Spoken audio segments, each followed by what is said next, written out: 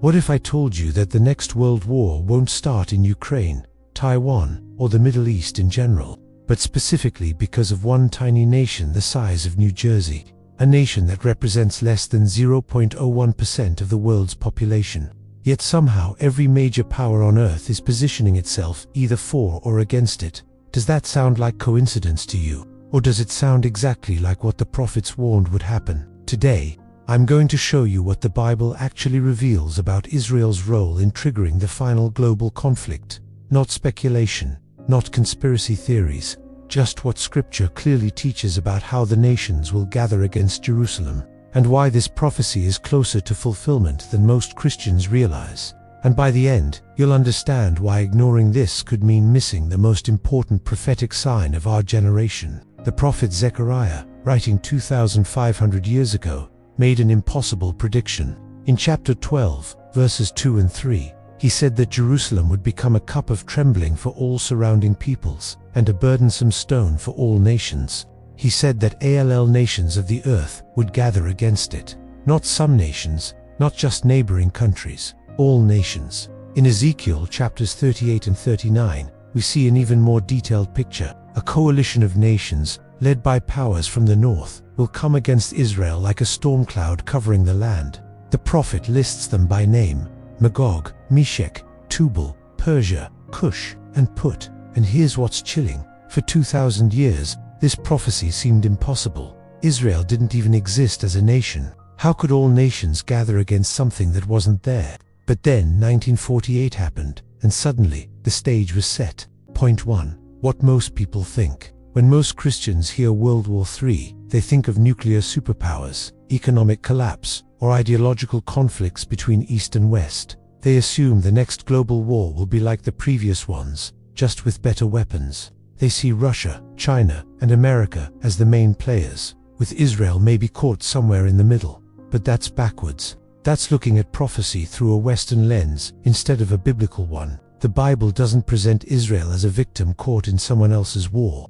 It presents Israel as the reason the war happens at all. Point 2. What the Bible actually says. Scripture is crystal clear. The final gathering of nations isn't about ideology, resources, or power. It's spiritual. It's about God's covenant people, God's covenant land, and Satan's final attempt to prevent God's promises from being fulfilled. Look at Zechariah 12:3 again. On that day, when all the nations of the earth are gathered against her, I will make Jerusalem an immovable rock for all the nations. All who try to move it will injure themselves. Notice God says when, not if. This gathering is inevitable. It's already written into the prophetic timeline. Ezekiel 38:16 tells us why this happens. You will advance against my people Israel like a cloud that covers the land. In days to come, I will bring you against my land, so that the nations may know me when I am proved holy through you before their eyes. God himself orchestrates this conflict, not because he delights in war, but because he will use it to reveal his glory, his power, and his faithfulness to his covenant. The world will know, beyond any doubt, that the God of Israel is the one true God. Point 3. What this means prophetically. Now here's where it gets urgent. For this prophecy to be fulfilled, certain conditions must be in place. And for the first time in human history, all of them exist simultaneously right now. First, Israel must exist as a nation. Check. 1948. Second, Israel must control Jerusalem. Check. 1967. Third, Israel must be surrounded by hostile nations. Check. Look at the Middle East today. Fourth, there must be a global system capable of uniting all nations against one target. Check. We have the United Nations, international courts, global media, and economic interdependence that can mobilize world opinion overnight. Fifth, the specific nations named in Ezekiel 38 must be identifiable and in position. Let's connect them. Magog, Meshech, and Tubal refer to territories that are now modern-day Russia and Turkey. Persia is clearly Iran.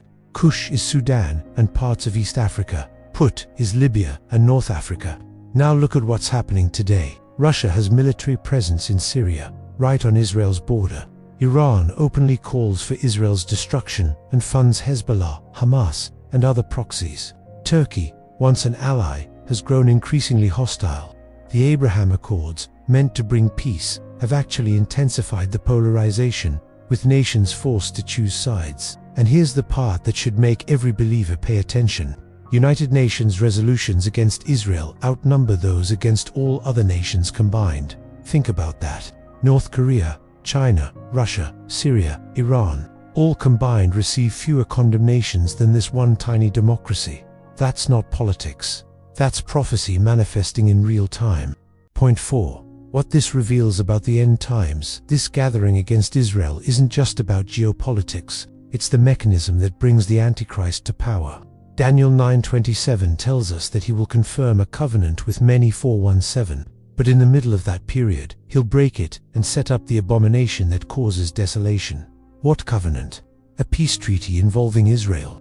The Antichrist will rise as a peacemaker, someone who finally solves the Israeli problem that has plagued the world for decades. He'll be hailed as the greatest diplomat in history, the man who brought peace to the Middle East, the leader who united the world, and the world will worship him for it. This is why Jesus warned in Matthew 24:24 that the deception would be so powerful that, if it were possible, even the elect would be deceived, because who wouldn't want peace? Who wouldn't celebrate an end to conflict? Who wouldn't support a leader who finally brought stability to the most volatile region on earth? But Revelation 6:22 shows us the truth. The rider on the white horse goes out as a conqueror bent on conquest. The peace is a deception, the covenant is a trap, and it all centers on Israel. So what does this mean for us today, as believers waiting for Christ's return? It means we cannot afford to be spiritually asleep. It means we must be students of prophecy, not to set dates or create fear, but to recognize the season we're in. When you see nations aligning exactly as Ezekiel described, when you see the world's irrational obsession with one tiny nation, when you see peace plans and treaties being proposed that sound too good to be true, you're not watching politics, you're watching prophecy. This should ignite urgency in our hearts, not panic, but purpose, not fear, but faithfulness. We are the generation that may see these things unfold, and our calling is to be watchful, to be holy, to be bold in proclaiming the truth while there's still time. The conflict coming to Israel isn't just another war, it's the war that precedes the return of the King. And if you love studying biblical prophecy without human speculation, if you want to understand the times we're living in through Scripture alone, then stay here on this channel. We're going deeper into these truths every week. Share this message with someone who needs to understand what's really happening in our world, because the signs aren't hidden anymore, they're right in front of us, and the clock is ticking.